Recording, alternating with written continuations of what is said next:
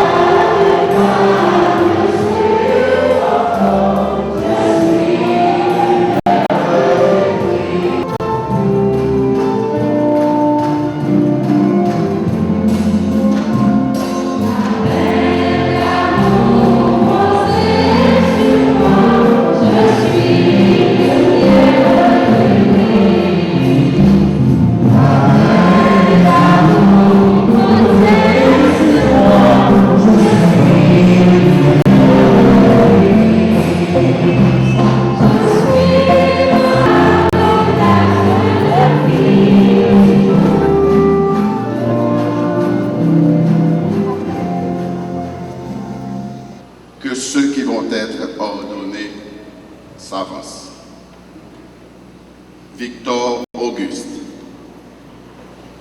Me voici. Higgins Calixte. Me voici.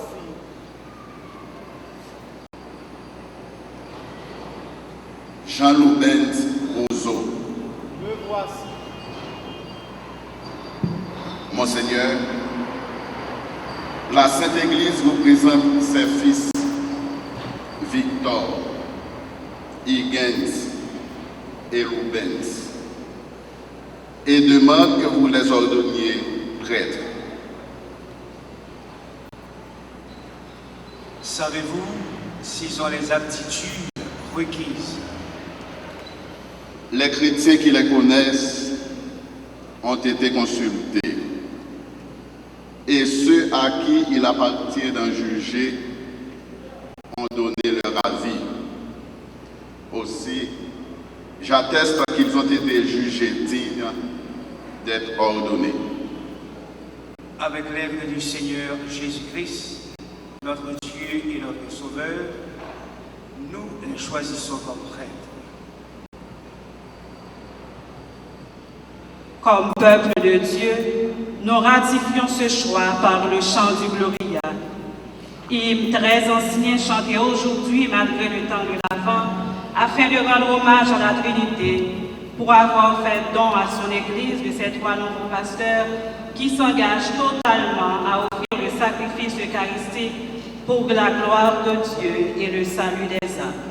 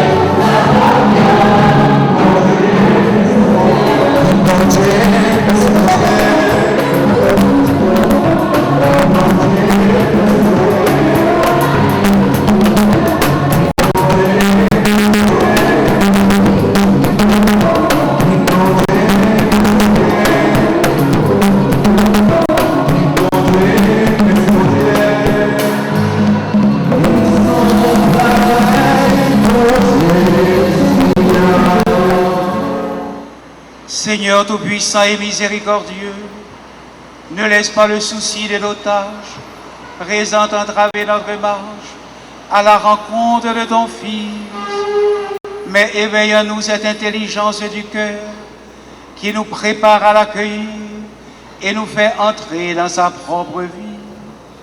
Toi qui veux, Seigneur, que ton peuple tout entier participe au sacerdoce de ton Fils et que tu confies à certains de ses membres la charge de le sanctifier, de le conduire et de l'enseigner au nom du Christ. Accorde à Victor Higgins et Jean Loubens, dont tu vas faire des prêtres, la grâce d'être fidèles à leur mission, que par leur ministère et toute leur vie, ils aident les hommes et servent ta gloire. Par Jésus-Christ ton Fils, notre Seigneur et notre Dieu, qui règne avec toi et le Saint-Esprit, car il est Dieu pour les siècles des siècles.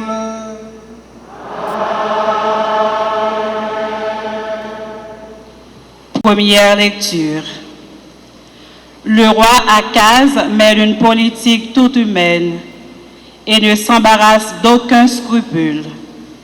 Isaïe vient lui annoncer celui qui sera un authentique descendant de David, le Messie qui sera rempli de l'Esprit du Seigneur, qui engendrera le règne de la paix et fera de Jérusalem le guide de l'humanité entière. Écoutons cette lecture du livre d'Isaïe, chapitre 11, versets 1 à 10. Parole du Seigneur Dieu. Un rameau sortira de la souche de Jessé, le père de David, un rejeton jaillira de ses racines. Sur lui reposera l'esprit du Seigneur, esprit de sagesse et de discernement, esprit de conseil et de force, esprit de connaissance et de crainte du Seigneur, qui lui inspirera la crainte du Seigneur. Il ne jugera pas d'après les apparences, il ne tranchera pas d'après ce qu'il entend dire. Il jugera les petits avec justice, il tranchera avec droiture en faveur des pauvres du pays. Comme un bâton, sa parole frappera le pays. Le souffle de ses lèvres fera mourir le méchant. Justice est la ceinture de ses hanches, fidélité le baudrier de ses reins. Le loup habitera avec l'agneau, le léopard se couchera près du chevreau, le veau et le lionceau seront nourris ensemble, un petit garçon les conduira. La vache et l'ours auront même pâturage, leurs petits auront même gîte. Le lion, comme le bœuf, mangera du fourrage.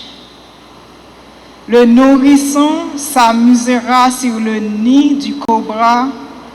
Sur le trou de la vipère, l'enfant étendra la main. Il ne fera plus rien de mauvais ni de corrompu sur ma montagne sainte.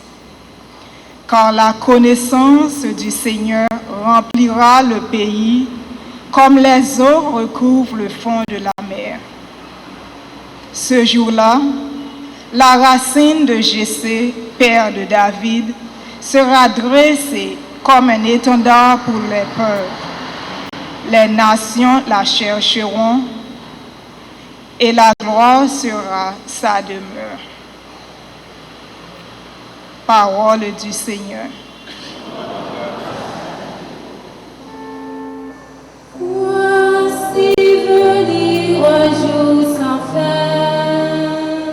Voici venir un jour sans fin. De justice et de paix. Dieu donne au roi des pouvoirs. justice du roi, ta justice, qu'il gouverne ton peuple avec justice, qu'il fasse droit aux malheureux. Voici venir de justice. Fleurira la justice, grande paix jusqu'à la fin des lunes. Qu'il domine de la mer et des fleuves jusqu'au bout de la terre. Voici venir de justice. Il ouvre dont il sauvera la vie. Voici sans fin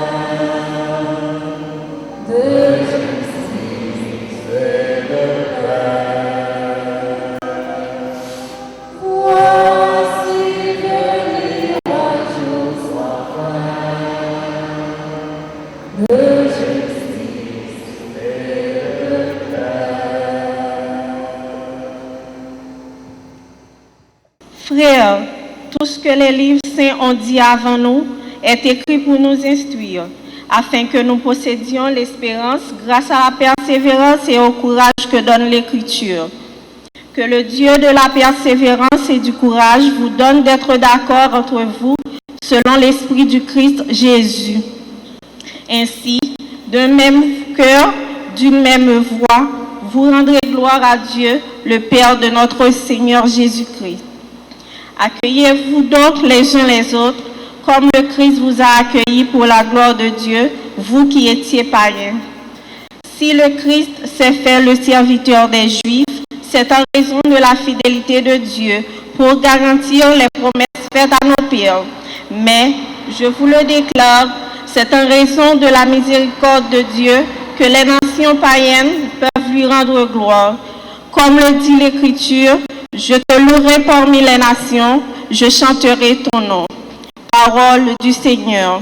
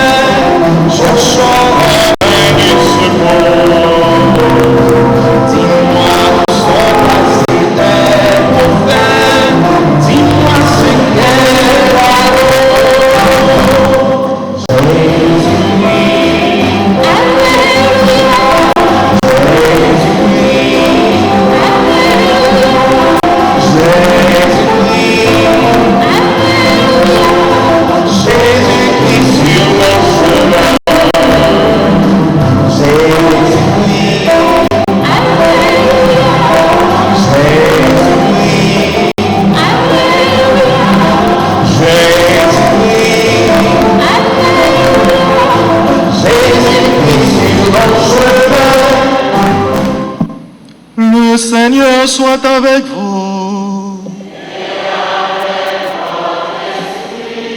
Proclamation de la bonne nouvelle de Jésus-Christ selon saint Matthieu.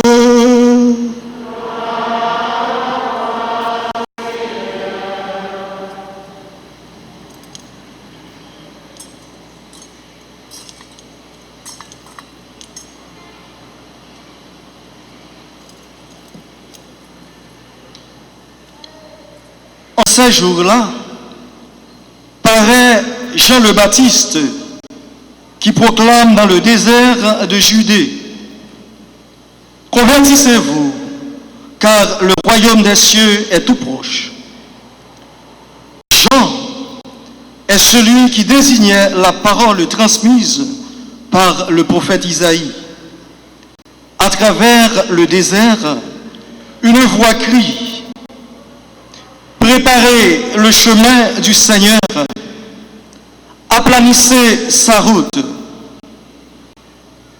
Jean portait un vêtement de poil de chameau et une ceinture de cuir autour des reins. Il se nourrissait de sauterelles et de miel sauvage. Alors, Jérusalem, toute la Judée et toute la région du Jourdain venaient à lui.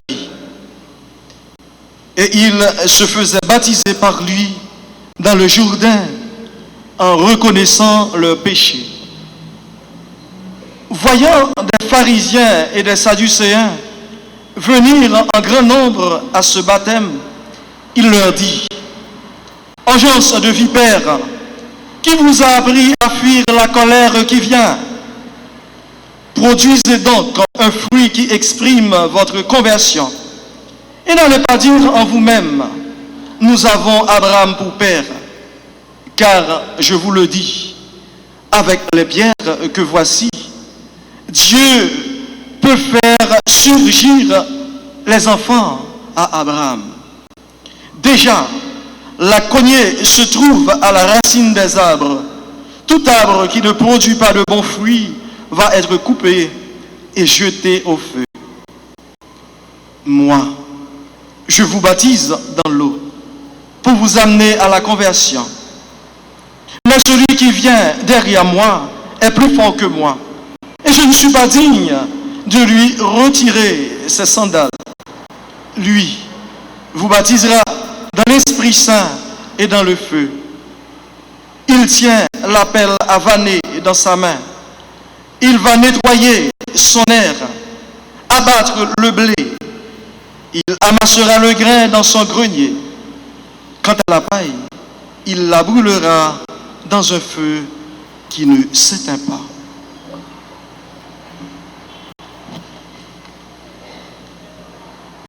Acclamons la parole de Dieu.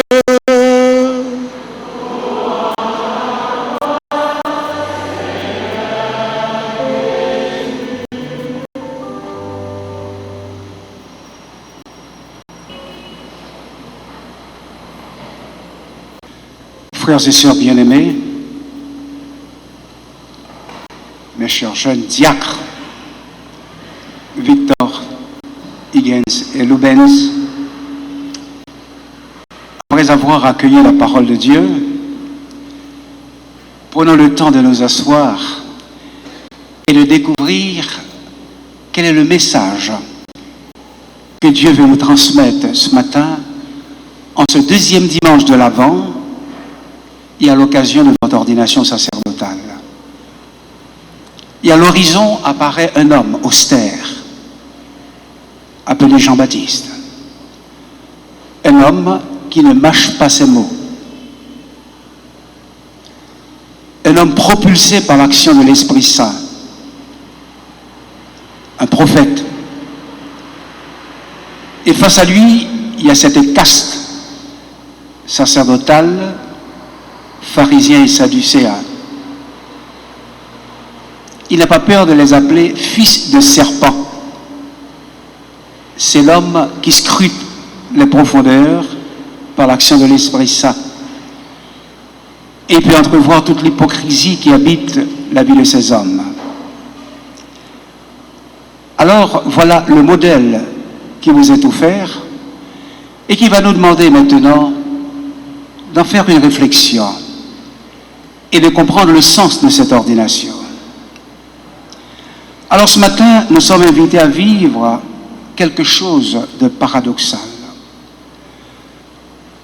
Vous êtes trois jeunes qui ont pris la décision de vous donner totalement à Dieu pour le service de l'Église.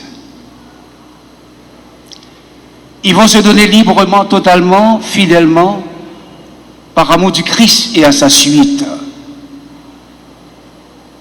Ils vont aussi faire profession sous vos yeux de vous aimer, de vous servir pour l'annonce de la parole, la célébration des sacrements, l'animation de la vie communautaire.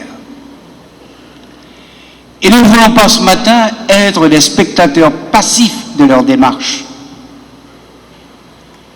Leur engagement sollicite en retour notre responsabilité de les accueillir. D'accueillir ces frères qui vont dans quelques instants devenir nos pères. D'accueillir ceux qui, aussi pécheurs que nous, pourront, au nom du Seigneur, recevoir la confession de nos péchés. Le sacerdoce dont ils vont être revêtus touche tout leur être. Il imprime ainsi un caractère indélébile. Le sacerdoce qu'ils vont recevoir par l'imposition de ma main touche aussi leur mode de vie, leur agir, c'est-à-dire la mission qu'ils vont être investis pour devenir des prêtres de la taille de Jean-Baptiste, de Don Bosco, tout donné à la formation et au salut des jeunes par ce cri d'Ami Animas Cetoratole. Donc voilà le cadre de notre célébration ce matin. Et je voudrais ajouter, à travers cette figure emblématique, celle de Jean-Baptiste, souligner 4 dimensions qui doivent marquer votre sacerdoce. J'aimerais que vous graviez dans votre mémoire ce que je vais vous dire ce matin. Que le prêtre doit être un homme d'intériorité, un homme de l'Eucharistie, un homme de la parole et de la prière. L'expérience que je porte dans mon ministère épiscopal me fait découvrir très souvent, sans vouloir exagérer, que la prière est une grande faiblesse à l'intérieur de notre Église. Il faut le reconnaître, les prêtres ne prient plus. Nous sommes vidés de l'intérieur. Nous sommes attirés par toutes sortes de choses. Et l'ambition de l'argent nous travaille à un point tel que nous développons cette maladie que j'appelle le projet Titis, c'est-à-dire faire des projets toute la journée, comme si nous n'avons rien à faire. Les bréviaires traînent sur les étagères, elles sont dépoussiérées au moment de la retraite, parfois on ne sait pas à quel moment que nous sommes, on perd du temps, on se sent ennuyé dans une retraite, on bavarde, la vie devient une espèce d'activisme, l'agenda surchargé de réunions qui sont des fuites en avant, et nous savons que la vie communautaire est en crise. Il y a comme une déshumanisation à l'intérieur de nos communautés. On ne se reconnaît plus personne, on est traité comme une chose, l'obéissance n'a plus de sens, on a l'impression qu'on tombe dans une espèce de populisme au niveau de l'obéissance, la pauvreté n'en parle pas, le célibat n'en parle pas, chacun fait ce qu'il veut, on vient parce qu'on vient, mais quelle est l'intériorité qui habite notre vie? Quelle est la recherche de Dieu qui nous préoccupe? Je n'ai pas encore entendu quelqu'un me dire, mon Seigneur, est-ce que nous pouvons nous asseoir et parler de Jésus? Et la grande découverte, il faut le reconnaître. On a l'impression que certains ont perdu la foi. Alors on traîne dans une routine eucharistique où on dit n'importe quoi, on célèbre de n'importe quelle façon, on perd le sens même de la liturgie, puisqu'on ne s'adonne pas à ce qui est essentiel. Alors c'est la recherche de ces aises, on cherche à s'installer, le confort,